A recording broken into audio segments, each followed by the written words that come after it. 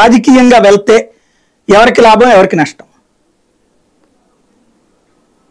ఒక్క మాట ఏంటంటే అండి, లాభం నష్టం ఫైనల్ గా ఒక మాట చెప్పేస్తే మీరు అక్కడతోనే నాకు క్వశ్చన్స్ అక్కడ నేను చెప్పేది ఆపేసి క్వశ్చన్స్ చేయడం స్టార్ట్ చేస్తారు.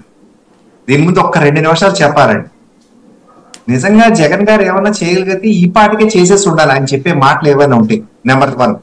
అంతకుముందు చంద్రబాబు నాయుడు గారు కూడా 5 ఏళ్లలో పాటు ఆయన చెప్పి ఈ ప్లాట్ అలాట్మెంట్ చేసేస్తే అమరావతి పని కూడా అక్కడితో ఆగిపోయేది. ఈయన వచ్చి కొత్తగా డిస్ట్రక్షన్ ఏమి చేయాల్సిన అవసరం చేయలేకపోయి ఉండేవారు. అక్కడి నుంచి ముందుకెళ్లాల్సింది అయితే వెనక్కి రాకుండా వెనక్కి వచ్చే అవకాశం ఉండేది కాదు ఈ ముఖ్యమంత్రి గారు. దానివల్ల అల్టిమేట్ గా నష్టపోయింది రైతులు. సరే, ఇక్కడ ఇన్ఫ్రాస్ట్రక్చర్ గురించి వస్తే మీరు క్యాపిటల్ అనేది వైజాగ్ మూవ్ చేస్తే already Vizag is over crowded. అక్కడ ఉన్న ఫార్మాసిటీ వల్ల అయితేనేమి పక్క నుంచి అక్కడ పక్కన ఎయిర్పోర్ట్ పెట్టడం వల్ల పక్క రాష్ట్రాల నుంచి ఛత్తీస్గఢ్, ఒరిస్సా నుంచి అక్కడికి వస్తున్నారు. ఆ ఏరియా అంతా సెల్ఫ్ సఫిషియెంట్. ఆ డెవలప్మెంట్ అనేది అక్కడ దాని మీద వెళ్ళిపోతుంది. గిరిజన యూనివర్సిటీలు కూడా సెంట్రల్ గవర్నమెంట్ తెచ్చి అక్కడ పెట్టిందండి. పెట్రోలియం యూనివర్సిటీ కూడా అక్కడ పెట్టింది. ఎందుకంటే కొంత ఇన్ఫ్రాస్ట్రక్చర్ పెట్రోలియం యూనివర్సిటీ కానీ గిరిజన యూనివర్సిటీ కానీ పైనుంచి ఏమైనా ప్రొఫెసర్లు రావాలంటే అప్పుడు ఉన్న ఆలోచన ఏంటంటే భారతీయ జనతా పార్టీ లోపల నాకు తెలుసు కాబట్టి చెప్తున్నాను.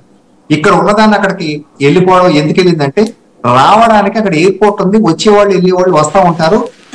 ఇంటర్నేషనల్ కూడా రావడానికి అక్కడ వీలు పడుతుంది. అది ఆ యూనివర్సిటీ వరకు చెప్పిన మ్యాటర్.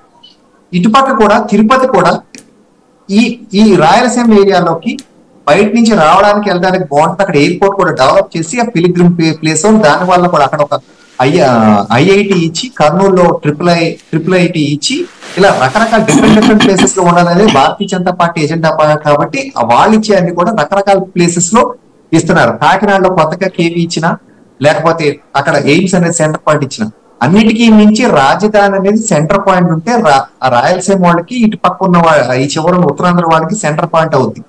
ఇంకొక పాయింట్ ఏంటంటే రాజధాని పూర్తిగా అద్భుతమైన నగరం అవ్వాల్సిన అవసరం అయితే లేదు సాయి గారు. రాజధాని వన్స్ ఒక స్పాట్ లో వచ్చిన తర్వాత వస్తూ వెళుతూ ఉంటుంటే అక్కడ కూడా డెవలప్మెంట్ అవుతుందని ఈ కాన్సెప్ట్ మీద అక్కడ కూడా స్మార్ట్ సిటీ ఇచ్చారు. తిరుపతి స్మార్ట్ సిటీ ఇచ్చారు, విశాఖపట్నం కూడా స్మార్ట్ సిటీ ఇచ్చారు, మధ్యలో కాకినాడ కూడా ఒక స్మార్ట్ సిటీ ఇవ్వడం జరిగిందండి. వేరే దేశాల్లో కూడా చూసుకుంటే దేశ క్యాపిటల్ అమెరికాకి వాషింగ్టన్ డీసీ, కానీ అక్కడ ఎవరు జనాభా ఉండరు. చుట్టూ ఉన్న వర్జీనియాలో ఉంటారు. కాలిఫోర్నియాలో క్యాపిటల్ చూసుకుంటే సాక్రమెంటో ఉంటుందండి దాని క్యాపిటల్. అక్కడ ఎవరు ఉండరండి. దానికన్నా పెద్ద సిటీస్ ఏంటంటే శాన్ హోసే లేకపోతే శాన్ ఫ్రాన్సిస్కో నగరాలు ఉంటాయి. అలాగా ఆంధ్రప్రదేశ్ కి విశాఖపట్నం కానీ ఈ పక్కన తిరుపతి కానీ పెద్ద పెద్ద సిటీలు దానికి సెల్ఫ్ గ్రోత్ ఉన్నవి దానికి అవుతూ ఉంటాయి. భౌగోళికంగా చూసుకుంటే మీరు ఒకటి చూడండి, నెల్లూరు నుంచి పైన ఉన్న వాళ్ళు చెన్నై వెళ్ళిపోతారు ఎయిర్పోర్ట్, కర్నూలు వీళ్ళు ఉన్న వాళ్ళు హైదరాబాద్ వెళ్ళిపోతారు ఎయిర్పోర్ట్, విజయవాడ పెద్దగా రావడానికి ఇష్టపడరు.